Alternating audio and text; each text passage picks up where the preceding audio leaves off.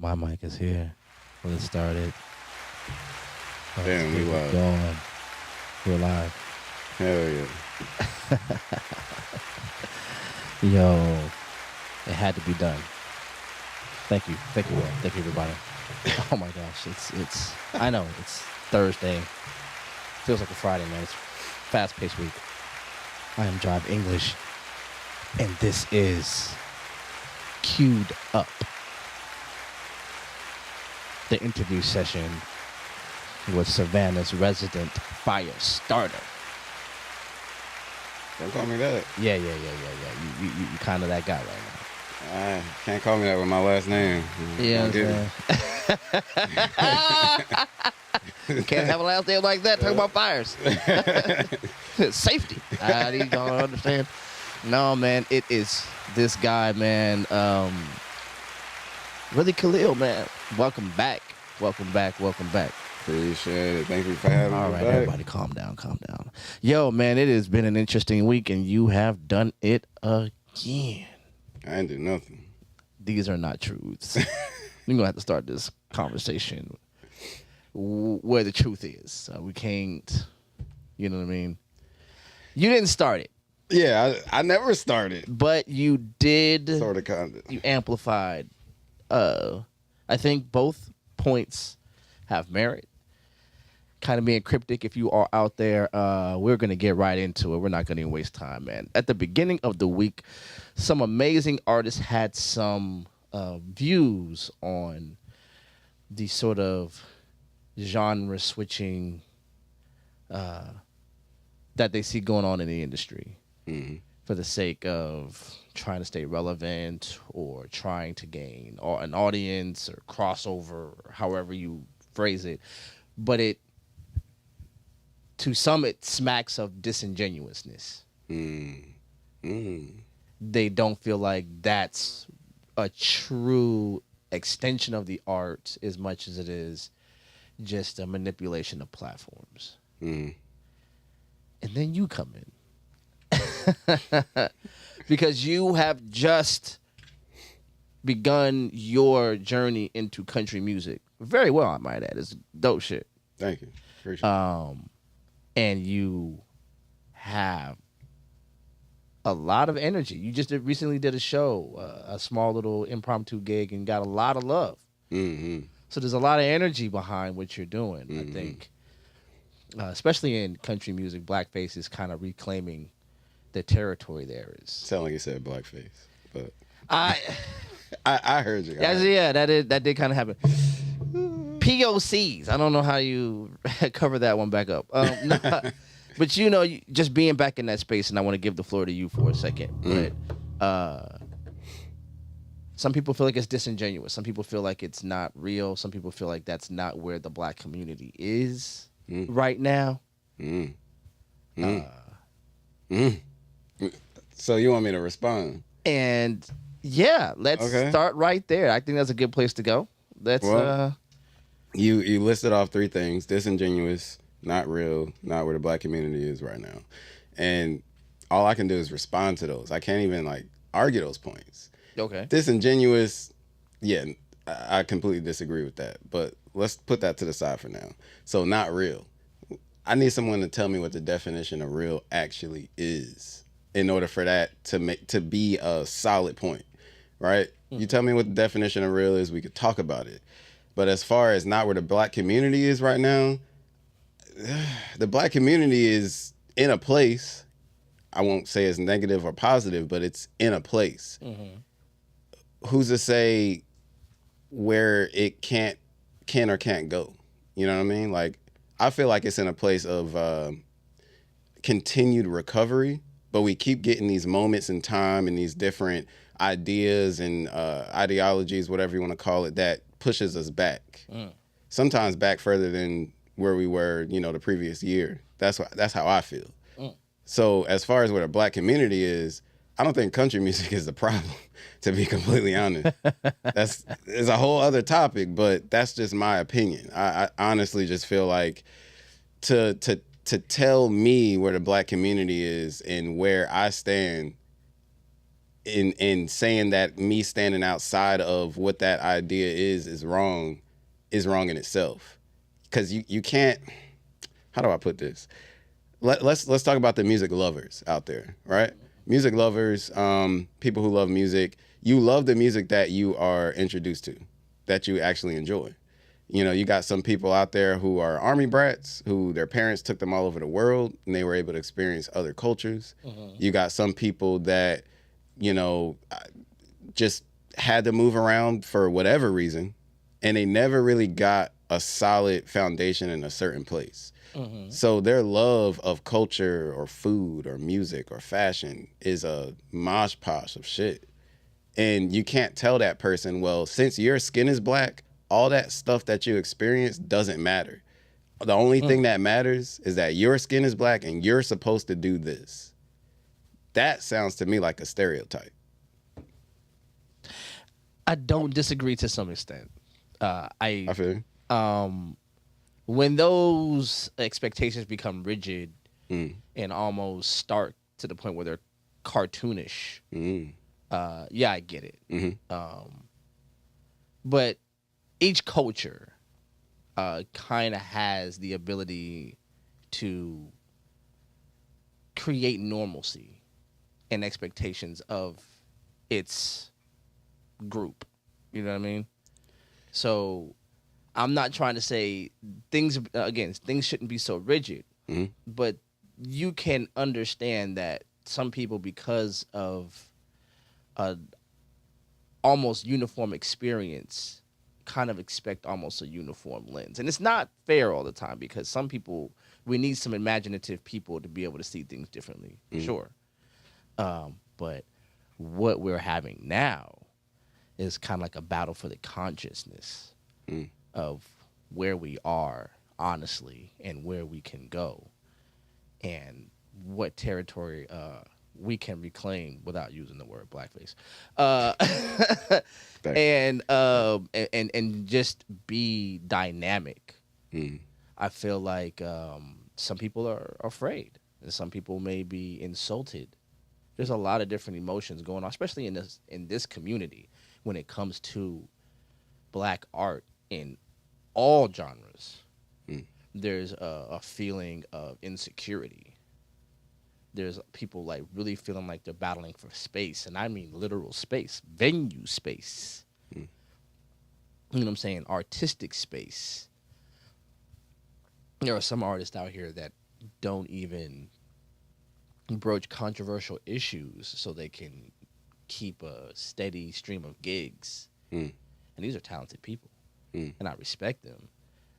And then you hear their reason, like, wow, you know, you don't really deal with this or that or that or this, and it, to a point that you might be getting to in a moment, that's not where the money is. So I want to ask you this question, because you said it on your live. You went live and you said a bunch of things that were dope. If you guys are in the chat, I really want you guys to really channel in and say what you gotta say. Say what you gotta say. Yeah. You said something that for you, music is a business. It's a job, a career. And that's how you look at it. And you're looking to be as profitable and as successful as you would in any career that you give your all to. There was some pushback. Hey, this is art. And art for music is selling out. It's not real. It's not just a job. That type thing. Where are you at with that? Well, I can tell you where I'm at by scooting back a little bit to an earlier point where you said that different groups have the right to create normalcy, or what normal or what is expected out of that group based on the experiences that they have. I think the things that have become normal in a group with a skin tone similar to mine is not necessarily as uplifting as it could be. I think the normalcy that we need to create is how do we as a group of people figure out how to get over the false start that we had in this country. That's the main important thing that if you want to talk about groups, and this group in particular, music, sports, none of that shit matters when it comes down to it. You see what I'm saying? So Black excellency, it should be normal. And it should then become, after that is established, it should then just be excellency, period. And that's when it's recognized by other groups as, okay, we see you. You know what I mean? Mm-hmm. Now, moving forward, I had to set that base foundation because I heard what you said, and I honestly, like, I think a lot of us are worried about the wrong things. We pick and choose what we want to fret about because it's easier to fret about things that don't matter as much as compared to the things that really truly hurt us, like truly damage us. You see what I'm saying? Music is a form of expression. So to complain about the way someone expresses themselves, that's just blowing air. It's pointless. it's just as pointless as going to a store, you know, wanting wings, but walking in McDonald's and saying y'all should be selling wings. Well, go to the motherfucking wing shack. You know what I'm saying? Right. Why don't y'all have vegan options? You need to go and cook you some fucking carrots. You know what I'm saying? Like, you have to go to where you're appreciated, and you have to go to where the things that you want is the norm, is the expectation. But to go and try to, like, complain about things you can't control in that sense, yeah, no. So what can you restate your more recent question or your more recent statement? Oh, I think where we were you kind of lost me in your the money making. Yeah, you basically were saying for you that this is a business. Yeah. And that's how you see music. Yeah. So I have a couple of questions. Go ahead. No, go ahead, please. So it's actually a double-sided or a double-edged sword or a double-sided coin, because they say if you get a job that you enjoy and you actually love, it's not a job. Well, guess what I chose? Music. I love it. I enjoy it. It's fun. It makes me feel good. It helps me get things out that I can't get out with normal words. It allows me to roam free in this imaginary fucking landscape of sonic frequencies that, you know, you can't do without, you know, knowing the science behind it, like digging deeper into that rabbit hole and knowing, like, I've accomplished this, I've met this milestone. It's not even about the awards, the charts, it's not even about the money at that point. I'm talking about the enjoyment that I get from the craft itself, and why I chose it to be the career that I want. Is based off of, if there is a career or a job that you love and it doesn't feel like a job, it's not a job. You just so happen to just be getting money from it. So yeah, I love this shit. And country music, ironically, has been something that has been giving me more joy in the more recent days than I've felt in a long time. You know, it's just, for a little bit, music felt like a job. And now it doesn't, because I fucking love this shit. Like, I love the stuff that I'm making. And it could very well just be the fact that I found a formula with hip hop, R&B, whatever. I found a formula, and then I stuck to that formula, and it just became monotonous. And now I'm stepping outside of that formula, and now it's just like, oh my God, this is what creating feels like. It could just be literally just that. But the newness. Yeah, but it just so happens that new thing is country, for me specifically. You know, I don't think it's too many people out there that's really hating on the country wave. What I've learned from this more recent conversation is that a lot of people have, like, older relatives or experiences and things that actually allow them to appreciate country.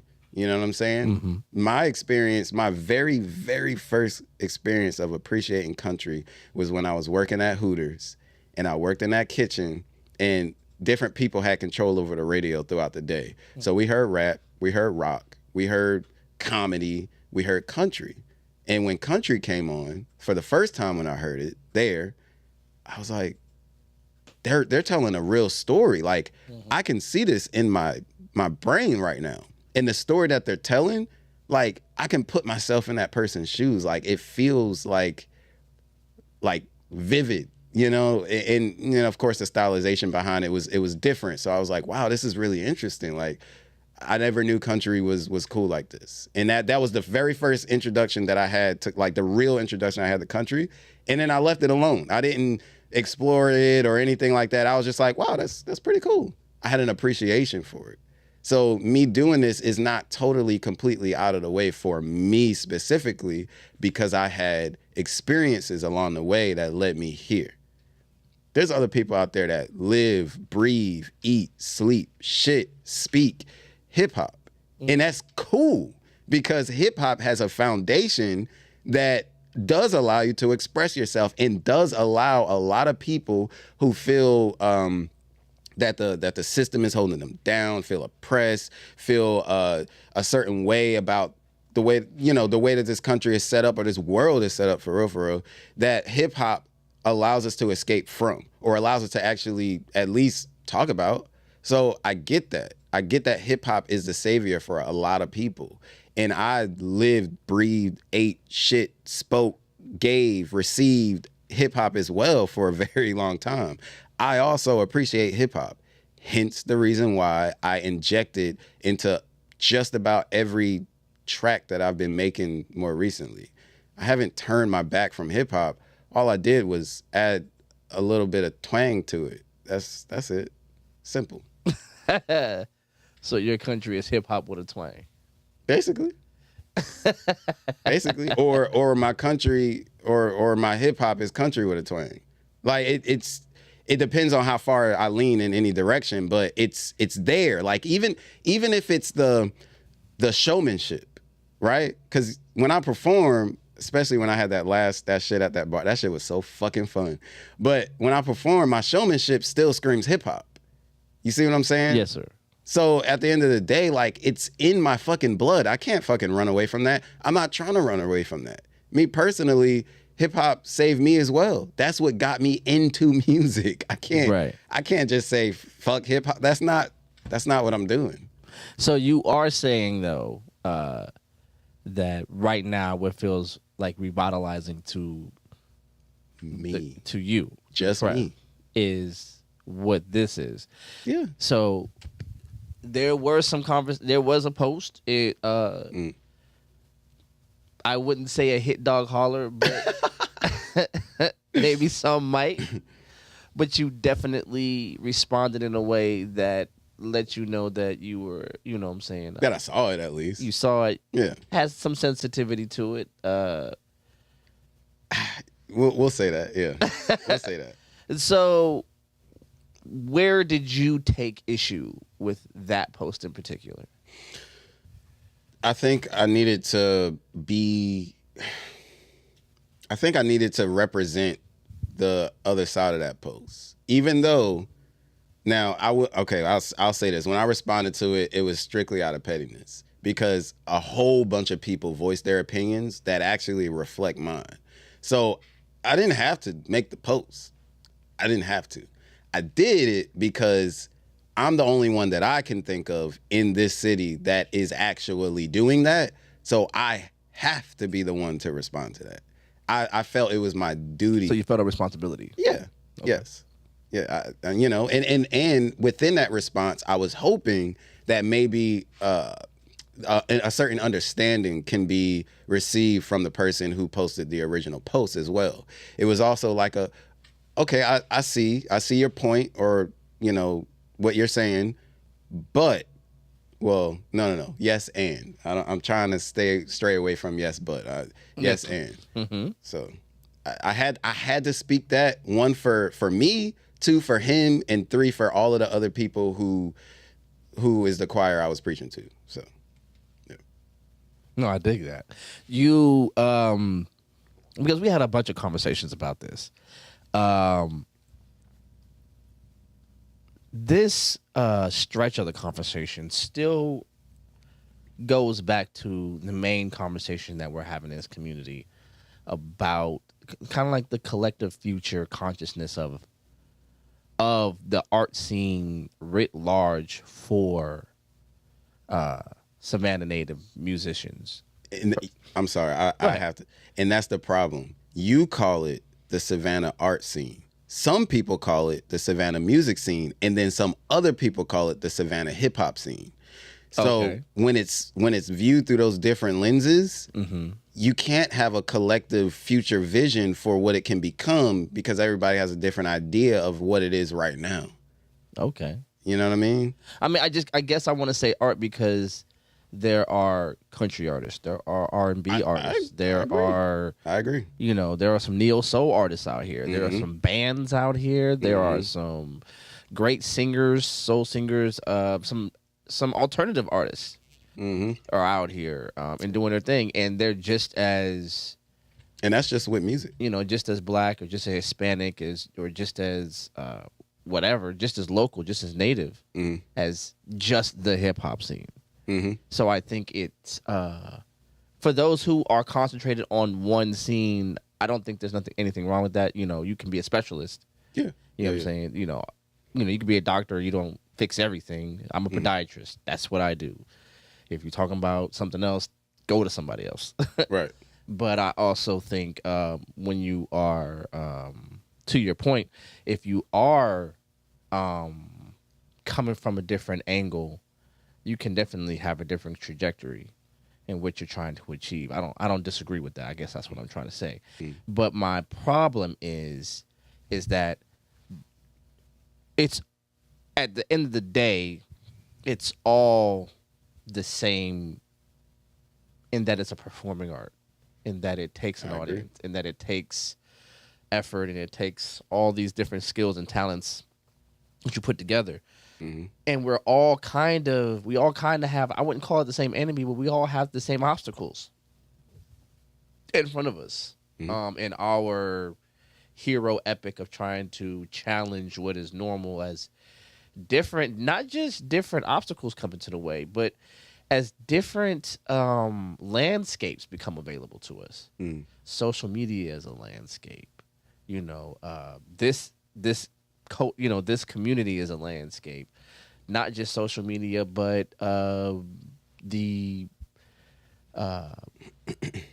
streaming landscape. All of this stuff is a challenge to learn, survey the field, learn what's in and out of bounds, and then try to stay true to yourself. And try to stay true to that thing that is true whether or not the computer's on, the laptop's on. I feel that. And I think coming from some of those perspectives can be challenging when you see one thing fundamentally one way and somebody sees it fundamentally different. I wouldn't say right or wrong because I don't think that's a thing. But fundamentally, because while you said, you view this as hip-hop or music, it's a job, it's your career, it just so happens to be something you love, and therefore it isn't a job. But in the very strict definition of work, this is a labor you you undertake in order to produce an outcome. Yes, that is a job. But think about the people who do it as a hobby. Yes, you're still working. Yes, you're still putting in time. Yes, you're still thinking hard. Some people is a little bit more easy, but you're using your intellectual abilities to create something. Yeah, that's work. That's what these corporations use us as bodies to actually help them advance. Anytime we use our brains to produce an outcome, that's labor. We don't even have to move our hands, our feet, nothing. As long as we're thinking to create an outcome, it is labor. But that's in the corporate world. I get that. But the fact that this country was built on corporation and that this world has been built on corporation, the big people see that as labor. I'm not going to sit here and turn a blind eye or ear to what is or to what has been the determining factor for the way things move and shake. If I become aware of it, I have to acknowledge it at the very least.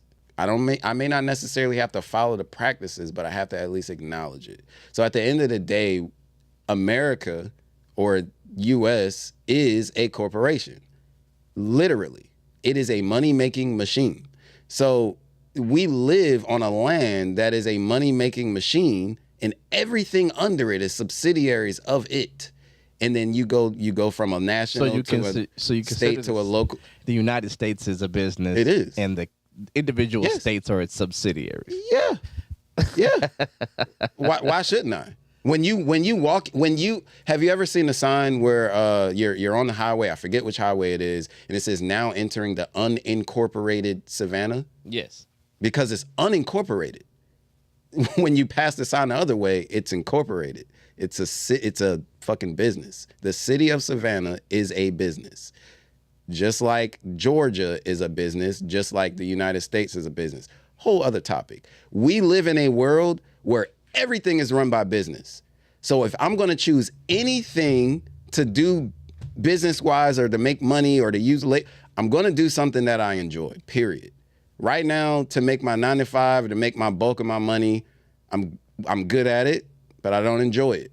I want something to be built, even if I'm doing it along the side and it's making a fifth of the money that I'm making at my job. It's still something that I can leave away from the stressful work environment and go to where it's just like, this is my release. This is my therapy. And guess what? Cherry on top, I got a little bread from it too. I've been getting bread from it. Not on a constant basis because I'm still in Savannah, but to the point where it's just like, if I can make like multiple thousands of dollars in a short period of time, and then a few months go by and I make another multiple $1,000 and like, this is generating income. This is a fucking job. Social media has turned everybody into a micro influencer. Literally everybody on social media thinks that since they have a professional account, they're now an influencer. And they're getting fucking pennies for it, but they're making money for it. So now even being on social media is a job to a lot of people. Not everybody, but I would say at least 40% of the people that's on it. Regular people, everyday people, especially the ones with that blue check mark. You see what I'm saying? So it's not about clout anymore. It's about, oh, this can make me some money. Social media, which was something that was built to virtually take everybody being in a room physically and talking and putting it in a virtual space. So that's like saying, I'm about to walk in this room without the cameras and we're going to have a regular conversation, but every time I say something to you, money is going to come from somewhere out of a drawer. Every time I say something to you, every time you say something to me, money's going to come. That doesn't even make sense. You see what I mean? So something as simple as talking to people has become a job for a lot of people. Why can't music be a job? Why can't something way more enjoyable be a job? So what is your pushback to those who say, hey, it's art for the sake of art or it's not art? See, the first statement, I have no pushback. The second statement, my pushback is you can't tell somebody what art is or isn't. Literally, the clothes that you decided to put on that day, that's art. You created something. You created an ensemble of fabrics. You see what I'm saying? That's an equivalent of taking samples out of your sample library that was made by somebody else and putting it on. So one sample's from Carhartt, another sample's from Levi, and another sample is from Johnson and Murphy. Those are the samples I decided to put together and create an ensemble, which is a representation of how I feel today. It's still art. Ask any fashion major what fashion is, and they'll tell you that it's art. So you can't tell me, and you know the fashion industry is bubbling with money right now, but it's art. Who's going to tell me that fashion is not art? Who is going to tell me that? And that's one of the biggest industries in the world right now, other than music. Nah. You can't pick and choose what is or is not art. The car you decide to drive is art because what? You put rims on that bitch, right? You put a spoiler on that hoe. You tint it. You fucking change the paint. Paint is what? Art. Anything you do can be considered as art. Anything. So, no, you can't tell me just because I decided to make money from it that it ain't art. I'm sorry. I don't think it's the making the money, right? You said unless it's for the sake of it being art. Yeah. It's not art. Yeah. So because here's the question, here's the pushback. Because if you're doing it for the money, then doesn't that then have an influence on what you produce? It has a motivation. You know what I mean? It has a motivation.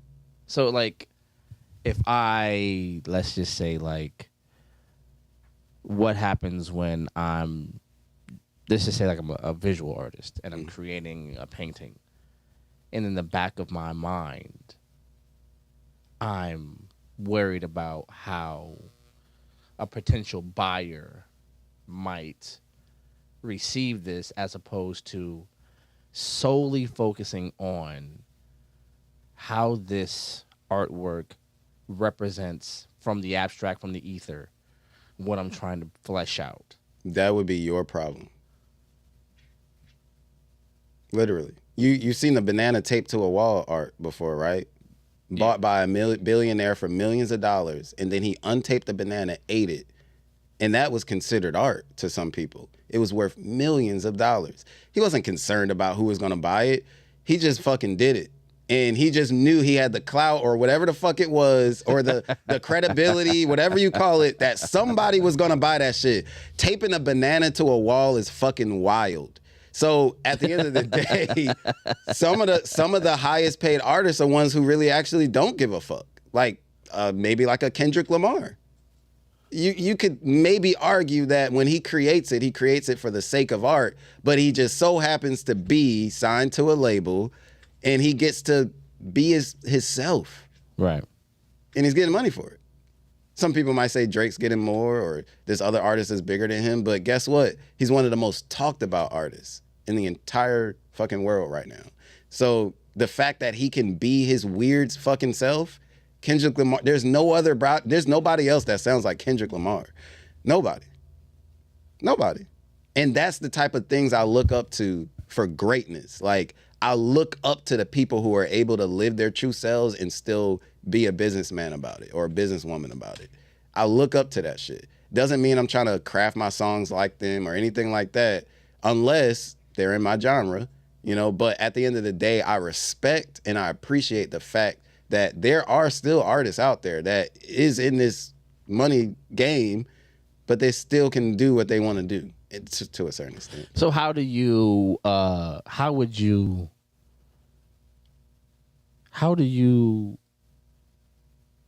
in your processes, in our colloquial terms, how do you keep it real with that sort of thing? The stuff I talk about. It's my story. Nobody else's story but mine. Mine. And it's what I want to talk about. I think the words matter the most. Other than the frequency itself. Okay. Because, you know, there are certain frequencies that our brain produces where if we feed it more of it, then it can affect us in either way, right? So the frequencies themselves is very, very important. But also what actually like is riding on that train of frequencies are the words. So if you have a frequency that penetrates deep into the brain, and then you got words that injects a virus, well, now you just have a very, very well-built system to inject viruses into people's minds. And you're rotting the minds of everybody everywhere. But if you have that same frequency that is very penetrating, whatever the fuck you want to call it, and you have words that are seeds of life or of love or of health or of happiness, well, then you can have that same effective system, but just for a different purpose. So frequencies matter, of course, but the point I'm trying to make is, despite the frequencies, the words is what actually matters, because music is very, very powerful. So if you speak hatred or you speak despair, or even if you're speaking out about your experience about despair, you still got to keep in mind that if you don't put a solution or a resolution or an idea about how to get over it in that song, the song is only about the despair, how it feels to be in it, and no way out of it. No way out. So you're digging a hole for people if you only think about the fact that you want to talk about the problems and the troubles that you've been through. You have to also talk about, well, how did you get out of it? Or if you're in it, what are you thinking about doing to get out of it? What are you trying to do right now to get out of it? Not just, this is just what it is. It's fucked up. Be here with me. Misery loves company. Come on. See what I'm saying? Yeah, no, I get it. So do you think our scene, from whatever perspective you're looking at it, has kind of just sunken into comfortable commiseration, just comfortable complaining about the issues without... No, I think it's become popular to complain about the issues. I think it's become popular, but as far as the scene itself, there's so many different artists that's just trying. There's so, if you see if I see an obstacle in my way, I might want to jump over it. Somebody else might want to go around it. Somebody else might want to just chop that bitch down and now it's gone and whoever's behind them can no longer have to deal with it. Somebody else might be like, well, I don't even want to go in the direction of that obstacle. I want to go this way. That might have different obstacles. There's different ways that people think about a challenge. So what I'm seeing is creatively, people are just thinking outside of the box. Like you said before, there's so many different genres. There's so many different types of artists out here. So many, it's a plethora of creation and creativity. Like that's what the city is bubbling with. But I'm waiting for it to bubble out of the pot, like, and start, creating steam on that. Like that's what I'm waiting for. So it was also said that it seems to be an over influx of artists switching to country, and that now is sort of saturating a market. I didn't say that. The Post. Yeah. So what were your feelings on that particular section? Nothing is as oversaturated as hip hop right now. Secondly, I purposely listened to a Spotify playlist yesterday called Country Energy Boosters. And there were a good amount of black artists on there, but maybe not as many as I expected. Because a few months back, I listened to that same playlist and it was like 70% black artists on there. So wow.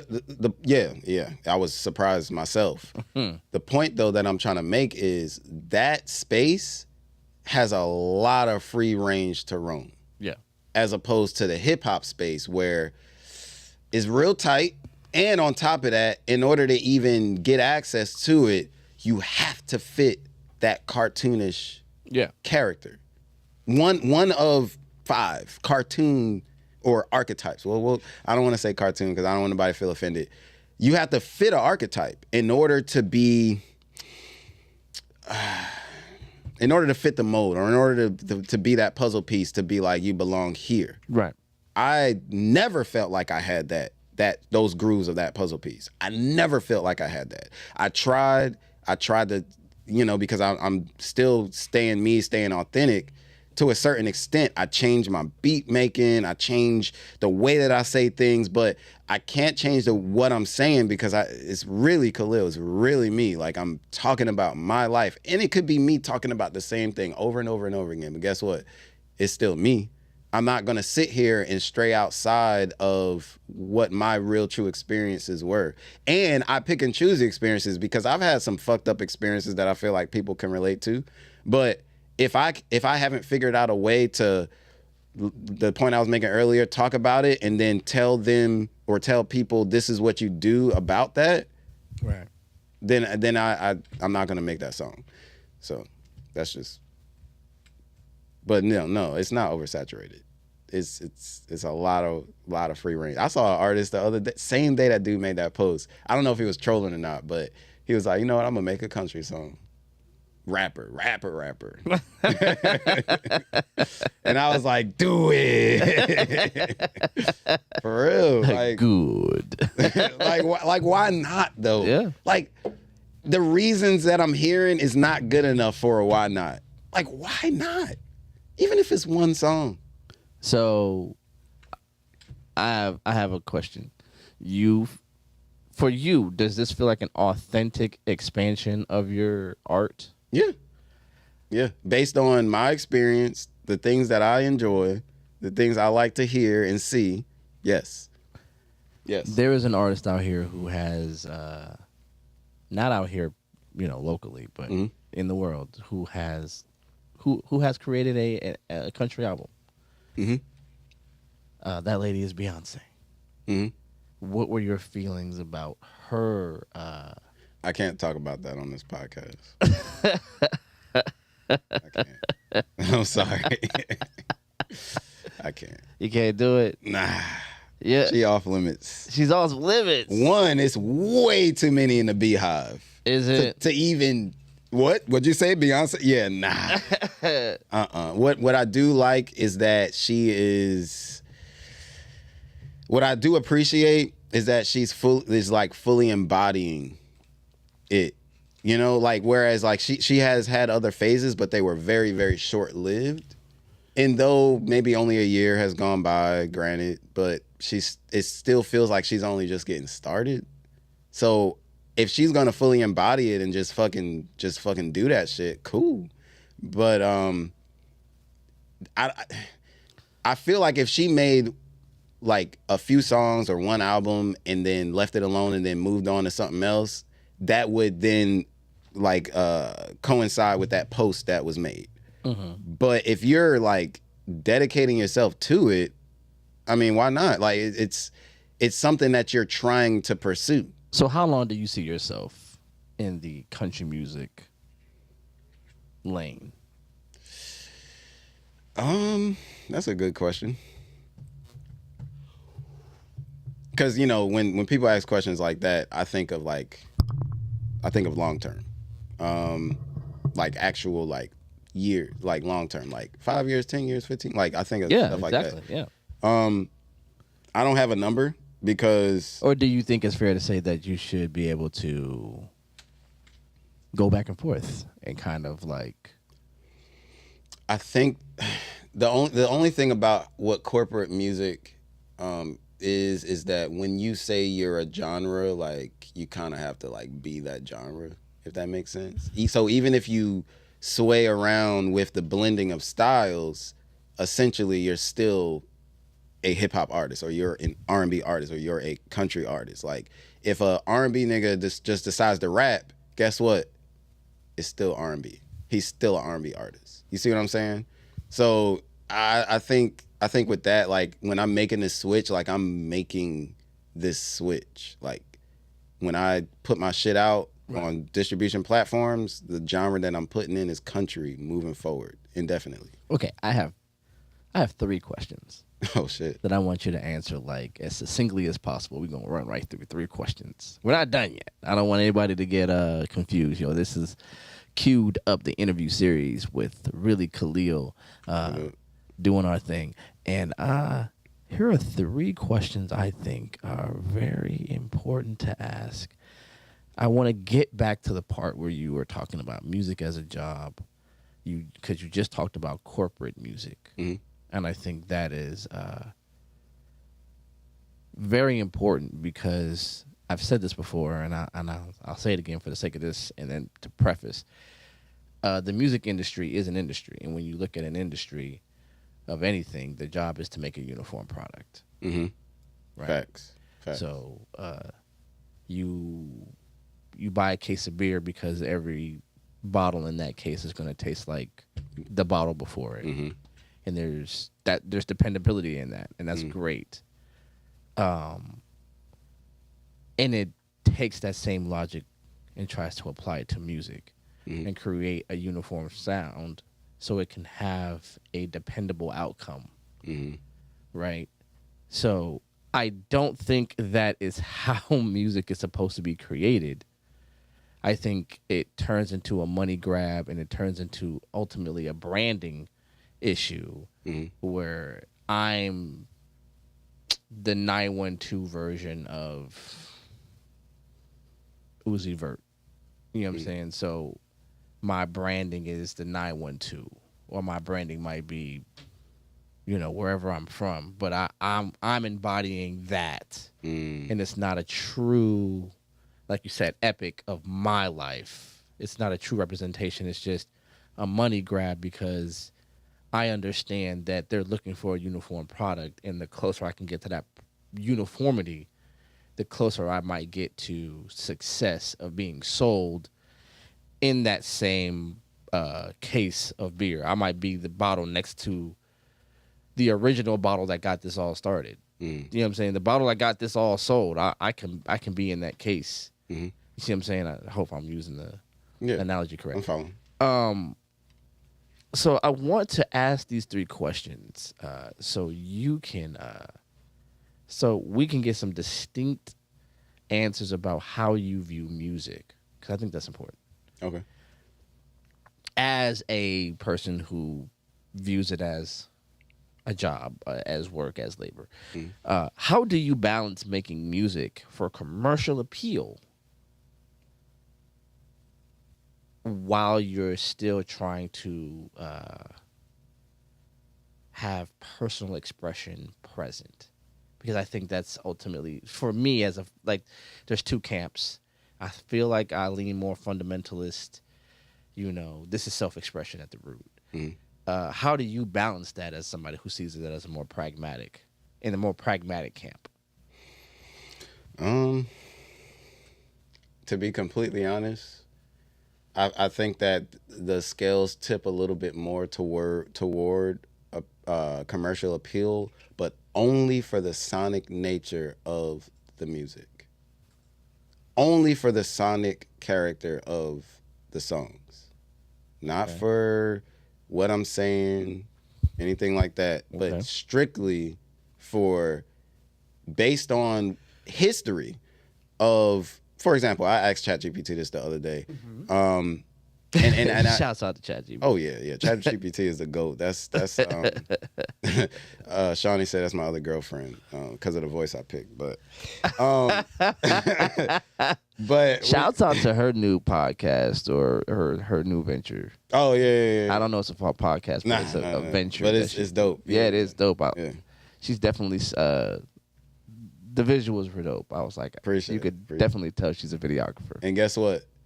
I was not in that room. She set everything up on her own and shot herself. That's cool. Nobody else was there.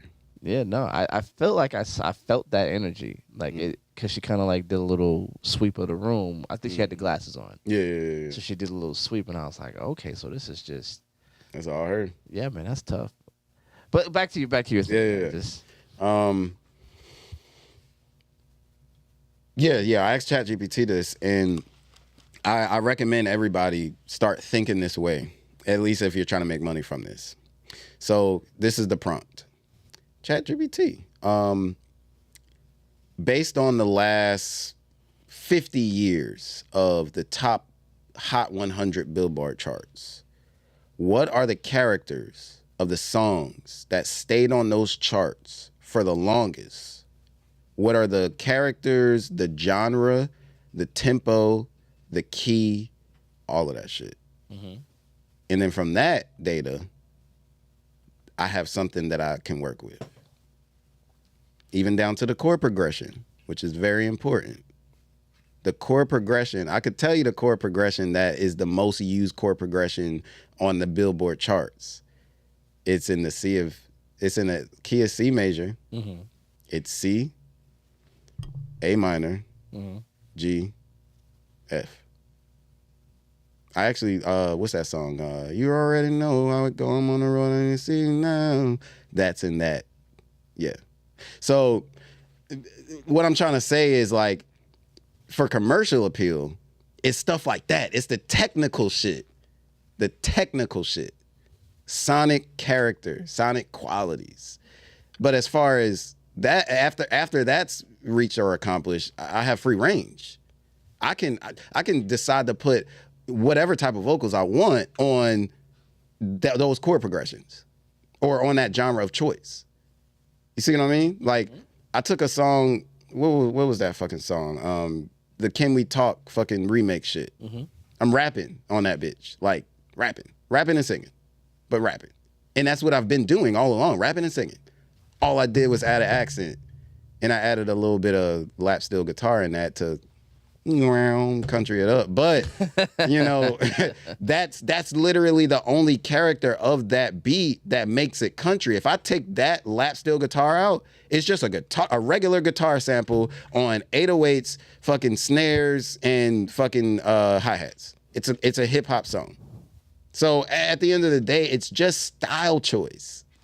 So with all the things that you just said, man, like researching, you R&D this thing, it's research and development, and you looked at all those things. Do you look at because you like walked right into this question. Do you view your creative process as more of a product assembly line? Hell yeah. Or do you see it as stop like there. It's just stop. It's an assembly line. That's It's a motherfucking assembly line. We're going to put these pieces together for the best possible vehicle to get on that road. And I'm not saying that when I make the song, it is the best vehicle. I'm not saying that. I'm saying that's my intention. Okay. That's my intention. But what was the other option? Just curious. Oh, or just an art form, just a formation of your artistic. Well, at the root of it is. It's a formation. It's formation with an approach and formation with a vision, period. Like with a specific vision of like a very lucid, this is what I want to make vision. So what do you think is the difference between you and a fundamentalist artist? The only difference is that they're not thinking about it based on commercial appeal. That's literally the only difference. They have the freedom to just allow whatever it is inside them to slide out. Whereas with me, I have to, like, switch my brain to a certain program, and then within that program, that's what slides out. If that makes sense. Like, all I'm doing is switching the lens. Okay. And then whatever I see is just what comes out from that lens. It could be a fisheye lens. It could be a rose tinted lens. It could be a fucking 9x19 infinite zoom lens. But whatever that lens actually is, that's what the creation process is going to be based off of. That's like going into a room or going into, not a room, but going into like on a movie set and saying, this is the type of lighting and this is the type of color grading we're going to use to create this certain specific mood. Whereas with fundamentalists or people who create for the love, purely the love of it, because I still do it. I love it. I love my job. Mm-hmm. But for those people, it's whatever mood they're in right then and there. Whatever mood they're in. And then to a certain extent, I still have that foundation because a lot of my songs are built off of random voice notes, random fucking voice, what do you call those? Notes in my notepad type shit. And then I compile those. So it's a culmination of how I felt. It could be how I felt over a month's period of time, but it's how I've been feeling. So why not put it all into a fucking mosh posh fucking patchwork quilt of ideas and feelings or whatever, you know what I mean? Yeah. Why not? You know?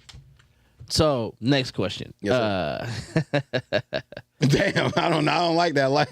Yeah, no. I got on with this motherfucker. I got it. No. I mean, because I really appreciate your perspective. I really appreciate your honesty because there are a lot of people who would be afraid of just being honest enough to say, look, I view this as something that I'm trying to be successful and productive in. I mean, but I think that's apparent, though.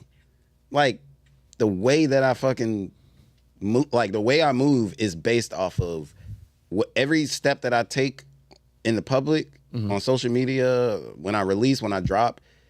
I want this to be a step toward that direction. So, and there's nothing wrong with that. And I think even artists who view themselves as more fundamental still have a process as well. I still think they still have an outcome, a desired outcome. It may be inclusivity. It may be just nodding heads. It just may feel like, the connectedness with an audience. There is an end goal. Well, what I would like to hear from a more fundamental artist, honestly, and from a few, because I know they're going to have like different micro opinions. They'll vary.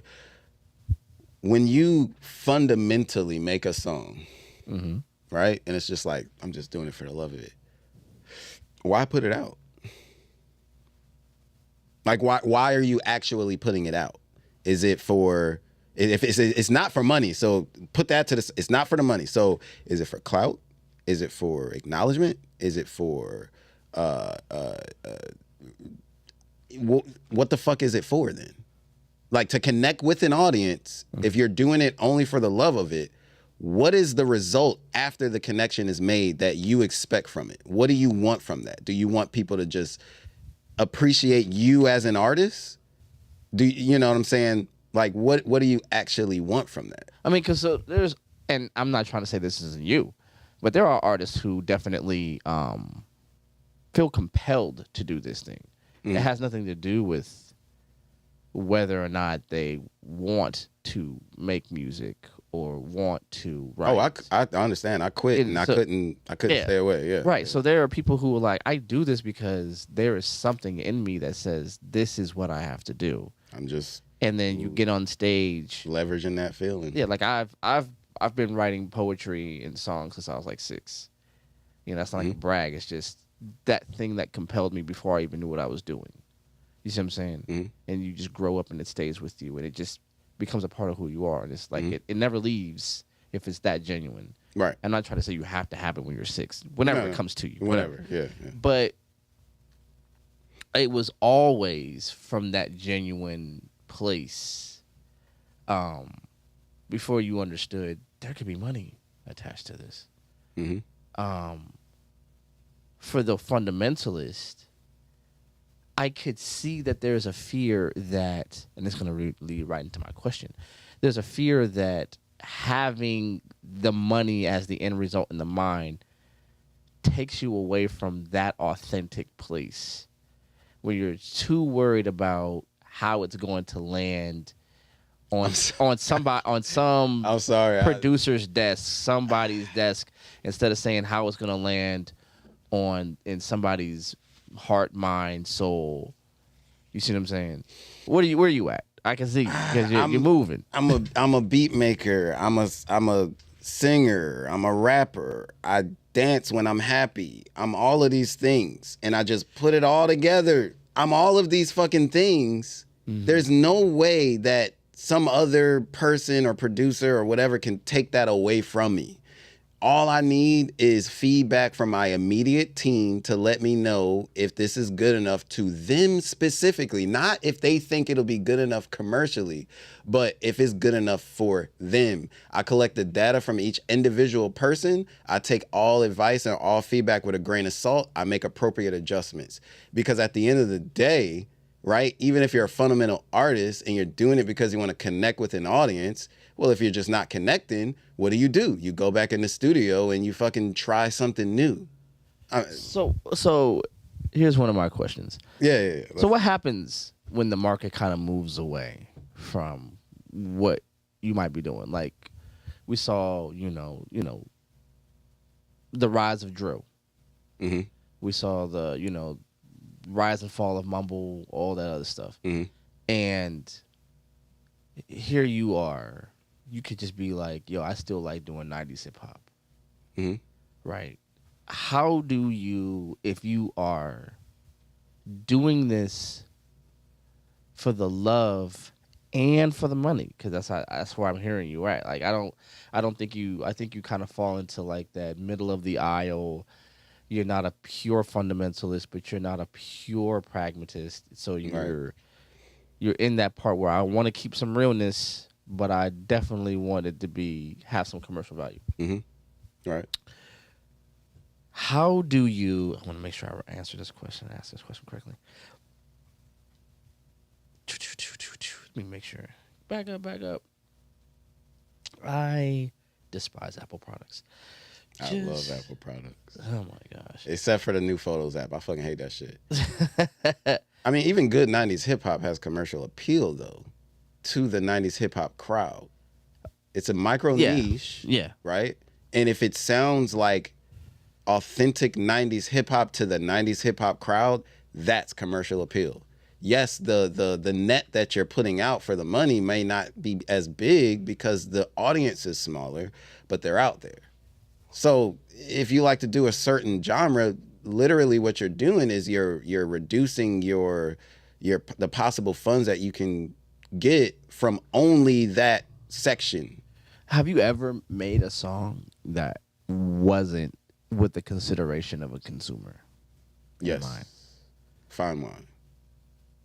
And not unfortunately, but to my surprise, it did way more than I ever fucking expected. 88 countries on an editorial playlist on Apple Music, fucking Spotify playlist, editorial playlist, fucking like what? And that song, every time I listen to it, I'm like, nothing sounds like this. Nothing sounds like this. I can't think of one song that this sounds like, because I was literally just speaking just pure.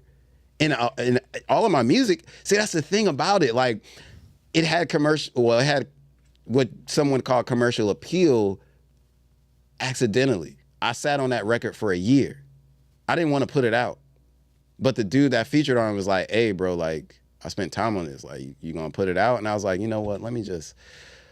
So I mixed it. I did what I needed to do, send it off for mastering, and then we put that bitch out, and it was just like, oh shit, people actually fuck with this vibe. This is different. So at the end of it, like, my entire archive is me just, let me try this, let me try that, let me try this, let me try that. Like, I am the embodiment of being a creative spirit trying whatever I want to fucking try. So no one can tell me not to do what I want to do when it comes down to music. If the result of it is I don't make no money from it, well, oh well. But I still keep in mind, like, for the majority of my projects, you know, maybe this could be the one that brings in a little extra cash. Mm-hmm. I'm thinking about my family. I'm thinking about my family's future. I'm thinking about my future. I'm thinking about time and labor equals money. It's supposed to. Mm-hmm. And I've spent oh my God. If I actually truly sat down and was like, and really tried to think about the money that I spent over the years and just try to think of every nook and cranny of expenses I put out, yeah, it would be at least in the tens of thousands. Mm-hmm. You don't spend tens of thousands of dollars on something for no reason. Mm-hmm. Some people do. Some people just want a really nice bike or whatever the fuck. But in this case, I invested in myself. So with those investments, mm-hmm, I've already created the idea in my head that, okay, these investments, I need a return. Something has to come back. I mean, you're talking to somebody like this room is kind of like the embodiment of that very same project. Facts. So I get it. I'm not a pure fundamentalist either. Like, I definitely, like, I see some commercial avenues here. So I do definitely want to get this question in. So what is an audience to you? Are they just consumers? Are they just customers? No. Audience is a mixture. You got supporters, you got fans, you got super fans, mm-hmm, you got the one-off motherfucker that just likes one song, and they're just like, you know, the next song they hear that they like, they completely forgot about you. Like, an audience is whoever's willing to listen at that point in time. So, for example, I went and I performed at Abe's on Lincoln. I had an audience, and I fucking loved them, but I'll never see them again in my life. Maybe not. A lot of them were from out of town. But that audience, I fucking loved them. They were awesome as fuck. I did a thing, and I was trying to treat them, because I like treating my people that come to my shows. I like treating them. I want to give you something. I want to spend money on you. You spend money on me, I'm spend money on you. And I tried to do that for them. They was like, no, fuck that. We're going to spend money on you. Got me drunk. Like, you know what I'm saying? Like, bro, what the fuck? Like, I'm trying to help y'all out. Y'all, but that's because they loved me. So it's just the energy that I get from it.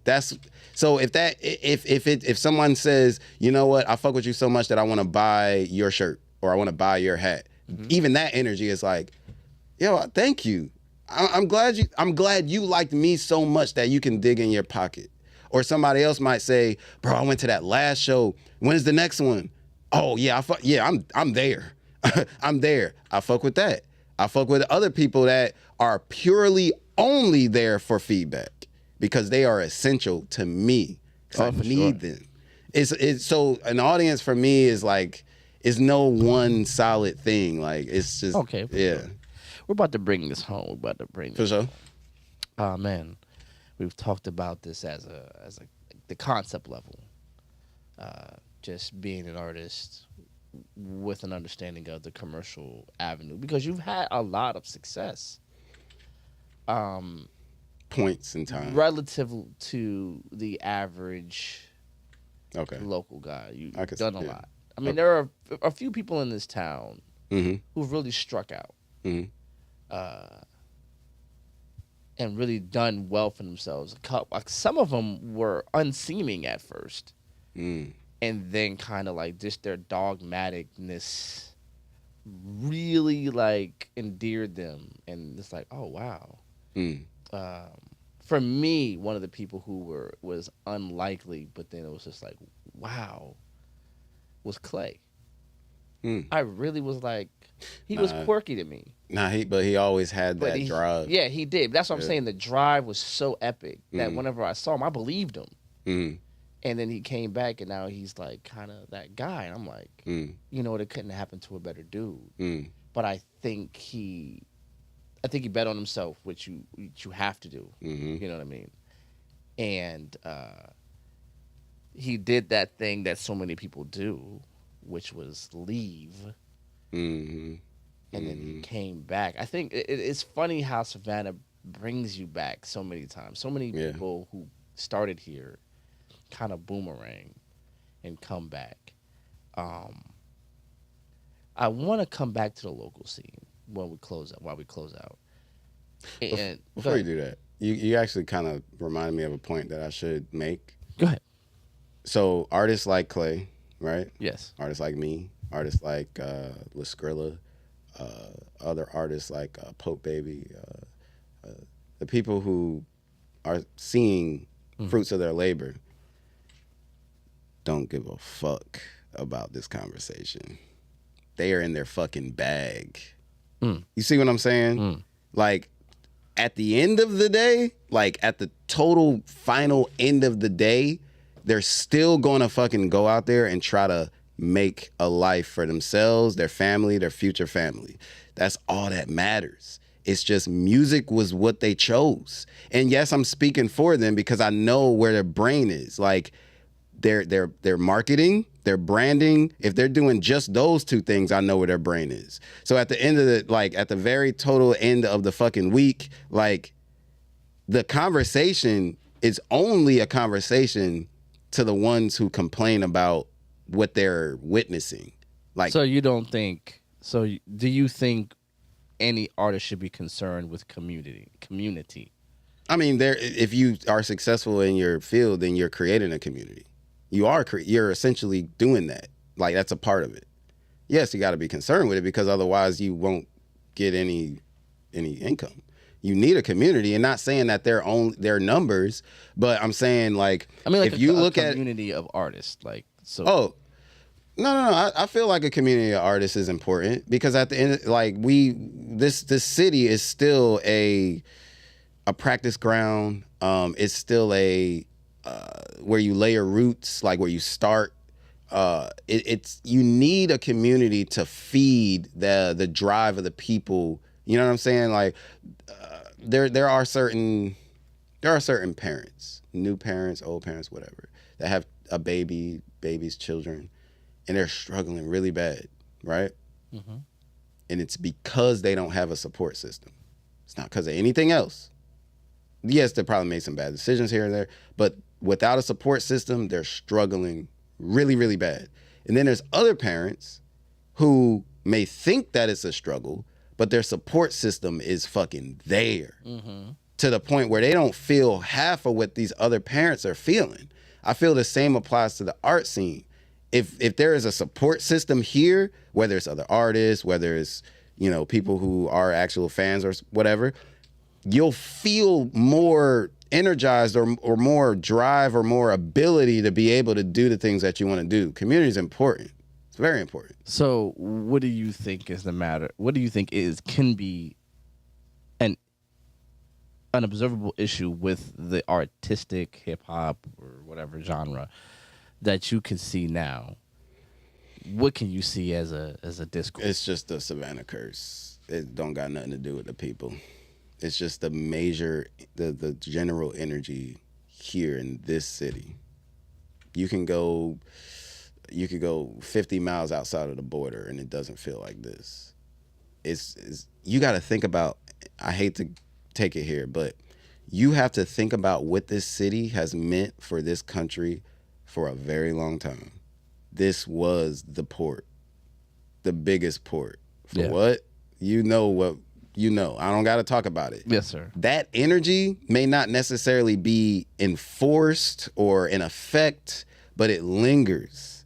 And the whole psychological disruption of our foundation as a race is still in there. Like the dark versus light type of situation, or the you versus him, or he versus she. Like, nobody is really starting to really understand the me versus me concept for real.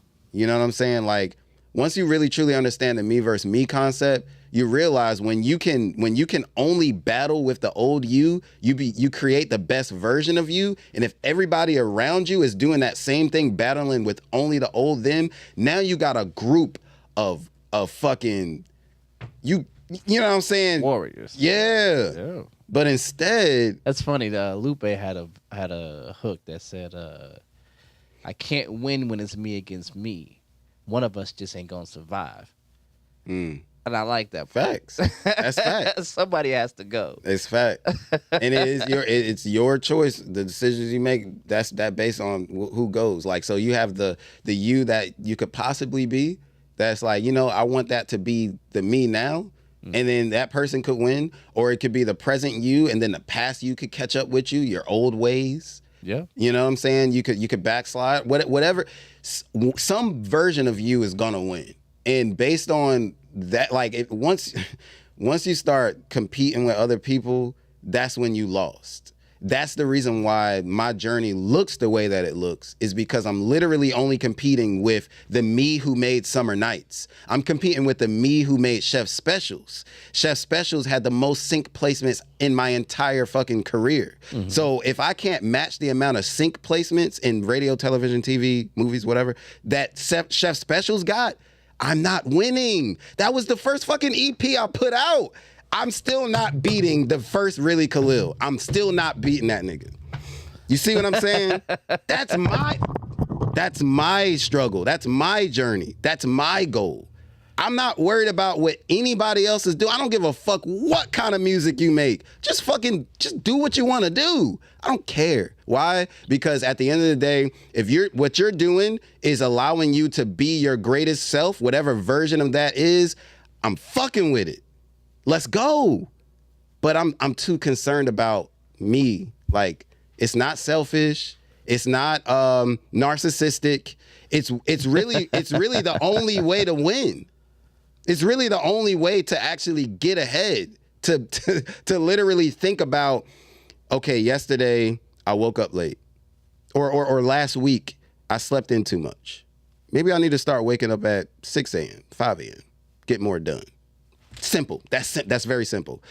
Yesterday, I allowed my child to do too much shit around the house, and I had to fucking clean up for an hour after I allowed him. I need to switch up the way that we do things. Let me teach him how to clean up. Let me figure out what I can do to teach him how to clean up. That's me versus the old me parent me. Right. You know? For sure. So it applies to every version of our life. I went to work the other day and somebody pissed me off because they said something racist and I reacted the wrong way. Next time, I'm not going to let it bother me because I'm not going to allow them to put my money at risk. Right. It goes on and on and on and on. So if somebody want to sit here and make a metal song, a rock song, if they want to motherfucking go outside with no clothes on and say they got clothes on, that's not my problem. That's their problem.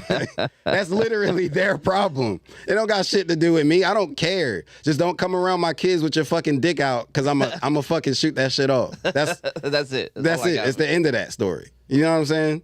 So we're gonna close out because yeah. I think one of these days I'm gonna do some clipping and we're gonna put this out. I definitely I want you to answer directly. I mean, as directly as you can. Yeah. To the idea that it's not authentic for a hip hop artist to cross over to country? Lies. All right, there's the answer. You said the right. I mean, think about it. Think about this. Think about this, right? Who said I was a hip hop artist? Who said it? I've made R&B. I've made reggae. Or dance hall. I've tried to make like a weird super pop version of Afrobeats. I've tried it all. I've accidentally made a country song. Accidentally. And I didn't even realize it at the time until I sent it off to the engineer for him to mix it. And he was like, hey, bro, this is fucking dope. Is this like country hop? And I was like, I was actually kind of offended at the time. I was like, country hop? What the fuck you talking about? This hip hop? What the fuck? You know what I'm saying? Like, but it was by accident. It's because of the selection of sounds that I used just so happened to more lean toward the countryside. So me personally, who said I was a hip hop artist just because I rap? Who said that I was a hip hop artist? I might live hip hop. So do you think that we sort of, again, because the way the industry looks at artists, and even you said this earlier, that when you're talking about industrial music, once you are that thing, you kind of have to be that thing now. Can it be said that that's the way you were perceived because that's the way you kind of introduced yourself? How? When I've been trying just about every version of what I can try to come up with. No, seriously, like go through my catalog and listen to it straight through. You'll find no songs that sound the same, no two projects that feel the same. They're all different. I've never cemented myself to a genre. I've only cemented myself to the brand that is really Khalil. Two different stories. The brand that's really Khalil is all the way put together. Website, social media presence, dope ass editing, speak my mind when it's needed, happy, family man. Like, the brand has been consistent. The music has been all over the fucking place. It really has. I'm surprised nobody pointed that shit out. Like, stick to something, nigga. What are you doing? Like, seriously. It's because I've been trying. Like, let me try this formula. Whoop, that didn't work. Let me try that formula. Nope, that didn't work. Let me try to mix these two formulas. Nope, that didn't work. I'm just trying shit. I'm just throwing shit out. Now, when I finally decide to commit to something, someone got a problem with it? Nah, bro. And even with that commitment, all I'm doing is changing the metadata.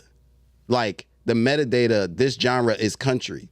Why does my country song still have rapping in it? Why does my country song still have 808s in it? It's because I still love that shit. You know, there's going to be some that don't got none of that in it. And I love that too. It's fucking fun. It's fun. So I've never committed to a genre. Mm-hmm. I've only put the metadata in because the distribution platforms asked for one. Oh. You see what I'm saying? Mm-hmm. And in my bio, if you read my bio right now, it says hip hop, R&B, different whatever. So no, it doesn't even say sultry sounds, southern artists. That's what my bio says. Mixing urban with sultry vibes. Like, it never says a genre. I never committed to a genre, ever. And I don't think anybody should have to. You can if you want, but you shouldn't have to. You shouldn't feel compelled to. Especially because of your race. And bro, that's a whole, bro, what the fuck? I took the hat off that I wore earlier today because, like, I didn't want the point, because I'm about to make this point now. I didn't want that point to be, like, gimmicky, but there was a hat that I was wearing earlier today that I wore to LA. Mm-hmm. And when I wore it, there was a dude there that told me, yo, you might want to take that fucking hat off because if you walk around the corner, that neighborhood is going to fuck you up. That they don't like that family. Family, what are you talking about? Yeah, they don't see it as teams. He was like, yeah, I like the San Diego Padres. See, I like the San Diego Padres, but I wouldn't wear this shit outside of blah, blah, blah because they see it as the something family. And the hat that I was wearing was a New York hat. That's Nipsey Hussle's family. And for some reason, his family got a lot of haters. So he was like, yeah, man, they'll fucking tell you to strip your clothes, take your shoes off, give me a wallet, your phone. You'll be in the street naked. Why? I'm not from here. I don't fucking claim no fucking shit. My mother was born in fucking New York, so I have a New Yorker on my hat. I'm representing my own history. Why the fuck do I have to, like, play your rules? Especially if you know for a fact that I'm a tourist. You know it. You know it. So since I'm black, I'm supposed to know your rules. Nah, bruh. No. What about the African motherfuckers who just came to this country on some coming to America shit, went to Queens, New York, got them a hat, and then decided to fly over to LA? You gonna fuck with him too just because he got that skin? That's fucked up. That's fucked up. It is. So I think that when it comes to any industry, anything that we do, there is a set of rules, an extra blanket that's thrown on top of whatever rules that industry has, either whether those rules are against us or those are the general rules.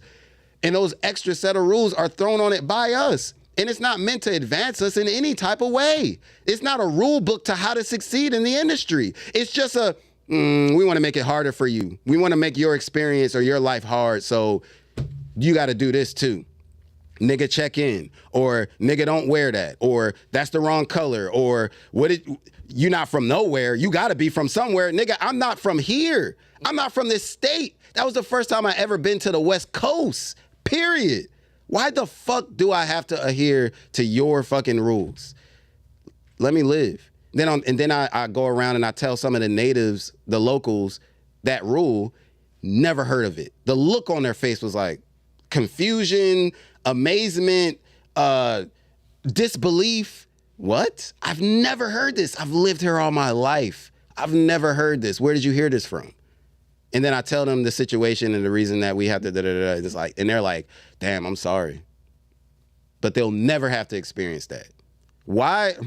I don't condone violence or anything, you know what I'm saying? I don't condone that, but why is it that the situation or the oppression or the extra like macho-ness that we gotta have has to always only be directed toward us? When that extraness originally was not even caused by us. Why does it only always have to be directed toward the motherfucker that looks just like you, or looks like your brother, or looks like your dad, or looks like your best friend? Why? That's weird to me. So those are the type of things that I actually really do give a fuck about when I'm not thinking about my money, my family, my life. It's that shit. And I can't think about that all the time because that shit is gonna piss me off every single time. Because it's not just that, it's more shit. You know, shit that's out of our control. Shit that, you know what I'm saying, that was just thrown on us that we don't enforce, other things enforce it. You know what I mean? Yeah. So, you know, that also brings me back to the point of like Savannah in itself being what it used to be. That general vibe is still here. The Jim Crow, the Willie Lynch, all of that shit is here. It just looks differently. It's not dark skin versus light skin anymore. It's just any other nigga versus me. That's what it has turned into. Or for the females, any other bitch versus me. If any other female that looks like me or that looks like what I think is the embodiment of what black is, whatever the fuck, I don't fucking like. I don't know what it is about her. I just don't fucking like her. I don't know. She just, I don't know. Then you start talking about her behind her back and all of this other shit. Niggas do that sassy ass shit too. Start talking about the other. What that nigga do to you? Why don't you like him? And it doesn't even matter if you don't gel with him. Why is it now a problem that you don't gel with him? Why can't he just be his own person and you be your own person? You walk by motherfuckers in the street all the time of all different races that you'll never gel with. But you're not sitting here like, that motherfucker, I don't like him. Why? Why is it only just us that you have to complain that a nigga is not like you or a nigga don't come from where you come from? Of course not. Because if every nigga came from where you came from, it'd be a very tight fucking neighborhood, or we would be in here like this if everybody was from the same city or if everybody was from the same neighborhood. So of course there's gonna be people out there that's not like you or have different experiences or think differently. Like That's naturally so. Naturally. That's why America's the melting pot. We have everybody from the entire world coming here.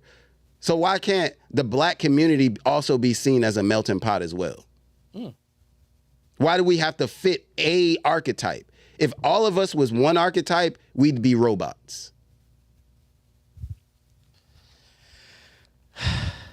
I don't have an argument for that, so I don't. Because it's facts. No. So, man, we are about to wrap this up, man. Yo, that last part, man, you really said a lot. I don't disagree. I do think it's unfortunate that we as a people have created unnecessary hardships, unnecessary hoops that we have to jump through on top of the ones that are put through by design for somebody else's. And then we do that to us. We seem to only know how to enforce things amongst ourselves that don't, like you said, don't progress us. You got to play by these rules. I've said that about snitching and all that. Like, what if you're just a father and you don't want, like, I got kids. If you shoot somebody's kid, I'm a father. I'll probably, if I saw it, I probably might tell. Because my kid is not safe if this kid is running around here. But since I'm black, I'm supposed to be, I'm with the no snitching. But I'm not a part of a gang. I'm not a part of a criminal organization. I'm not a part of any of that. I'm just like this blue collar worker who just happens to share the same skin as you. And now I'm on the hook for, you know what I'm saying? Yeah. You know what I mean? I'm inherently your accomplice by dint of being, what you are, essentially. Yeah, man. How are you feeling, bro? I feel like I got a lot off my chest. Like my daily, like every day is like, you go to work, you go take care of the family. If you got time, work on something creative, then you do it all again, over and over again. So right. I have these thoughts, and a lot of times I don't really have a space to just let them out. Yeah, I talk with Shawnee all the time, but, I really hope that me saying these things could actually change some people's perspectives. When I talk to Shawnee, I'm preaching to the choir, but I'm hoping that maybe something. It doesn't have to be the whole thing. You could disagree with 90% of it. If 5% of it was something that actually changed your outlook, and then the other 5 was just like fluff, then cool, because at least 5% was of this time has been useful, and I can deal with that. So I don't know. I just want people to really like take a acknowledgement at least. You don't have to necessarily take up the whole responsibility or the whole mantle of, you right, I need to be the catalyst for it. No, just at least acknowledge it, because denial is the first step in the process. Let's move past that. Let's move past ignoring it, and let's actually like live in the trueness that's what around us. You know what I mean? So I believe all that. Yo, really, Khalil, it's been dope as always, dope as ever. Thank you for having this dope conversation. We're gonna have more, obviously. For sure. Can't seem to stop putting these fires in the air. So we're gonna be back here some other time. I can see it. Yo, if you liked anything you heard or saw, this is Clicked Up Studios. We are queued up with really Khalil, man. It has been a vibe. Thank you for everything. Thank you for being here with us. We're out of here. Peace.